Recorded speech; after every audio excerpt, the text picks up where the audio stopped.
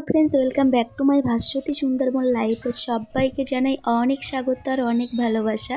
এখন ঘড়ির কাঁটা 12টা, তো আজকে দিনটা শুরু করলাম, তো চলো দেখতে থাকো। তো বন্ধুরা, স্নান করা হয়ে গেছে, চলে এসেছি ছাদে। আর এখন দেখো বালতি ভর্তি জামা কাপড়, তো জামা কাপড়গুলো ছাদে মেলে দেবো। আর দেখো রৌদ্র কখনো হচ্ছে, কখনো আবার রৌদ্র পড়ে যাচ্ছে। দেখো আমাদের এখান থেকে যে ধান ছিল সব আজকে কাটা হয়ে গেছে, আর মাঠের মানে মিডিলটা শুধু ধান আছে, চারি সাইড কাটা হয়ে গেছে। তো চারি সাইড আলু, তারপরে খরার ধানের চাষ হয়, মানে গরমের চাষ হয়, তো গরমের ধান ফেলছে সবাই। তো বন্ধুরা বেশি কথা না বাড়িয়ে এখন জামা কাপড়গুলো মেলে দিই, তারপরে আসছি। তো দেখতেই পাচ্ছ জামা কাপড় সব এ সাইড ও সাইড সব মেলে দিয়েছি। আর ঠাকুর পুজো দেওয়া হয়ে গেছে, ফার্স্টে ঠাকুর পুজো দিয়েছি, তারপরে চলে এসেছি জামা কাপড় মেলতে। তো চলো এবার দুপুরে লাঞ্চ করব। লাঞ্চে রান্না হয়েছে তরুল চিংড়ি মাছ, আর এদিকে ফুলকপি আলু চিংড়ি মাছ। ব্লগটা দেখেই বুঝতে পারছো আগের দিন যে ব্লগটা এন্ড করলাম তার শেষ পর্ব। তো ভিডিওটি এত বড় হয়ে গেছিলো যে আমার ফোনে যেহেতু 1.5 GB নেট, তার কারণে আমি ডাউনলোড করতে পারছিলাম না, তার জন্য আমাকে দুটো পর্ব করতে হলো।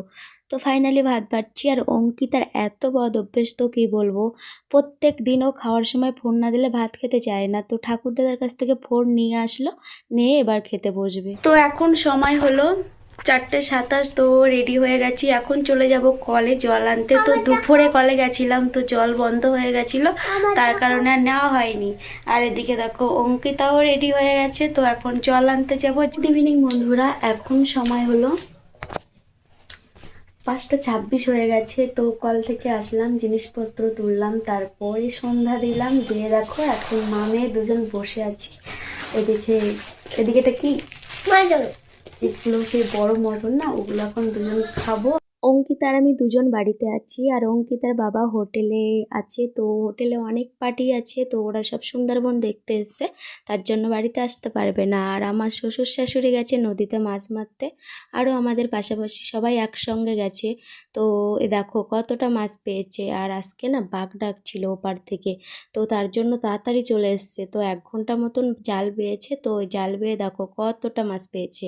তো প্রায় 500 মতন মাছ পেয়েছে। তো এই দেখো আমি বসে পড়লাম এখন কাটতে। তো আজকে না মাছগুলো অনেকটাই ছোট ছোট পেয়েছে, অন্য অন্য দিন বড় বড় চাওড়া চিংড়ি পড়ে জালে। যাই হোক, শীতের সিজন বুঝতে পারছো, বাগানের টাটকা টাটকা সবজি আর নদীর টাটকা টাটকা চিংড়ি মাছ দিয়ে শাক পাতা একদম জমে যাবে। তো বন্ধুরা ফাইনালি আমার মাছ কাটা হয়ে গেছে, আর কেটে আমার মাছ কেটে কুটে হয়েছে 300 350 মতন। তো এখন দেখো ধোয়া হয়ে গেছে আমার। আর আমার ক্যামেরাম্যানকে বলো অঙ্কিতার খুব কষ্ট হচ্ছে, মশা লাগছে আর পাচ্ছে না ক্যামেরা ধরতে। তো এইখানে ব্লগটা এন্ড করছি। আবারও দেখা হচ্ছে একটা নতুন দিনে নতুন সকালে। ততক্ষণ পর্যন্ত সবাই ভালো থেকো, সুস্থ থেকো, আর আমাদের চ্যানেলটাকে লাইক কমেন্ট সাবস্ক্রাইব করে পাশে থেকো। তো সবাইকে টাটা, গুড নাইট।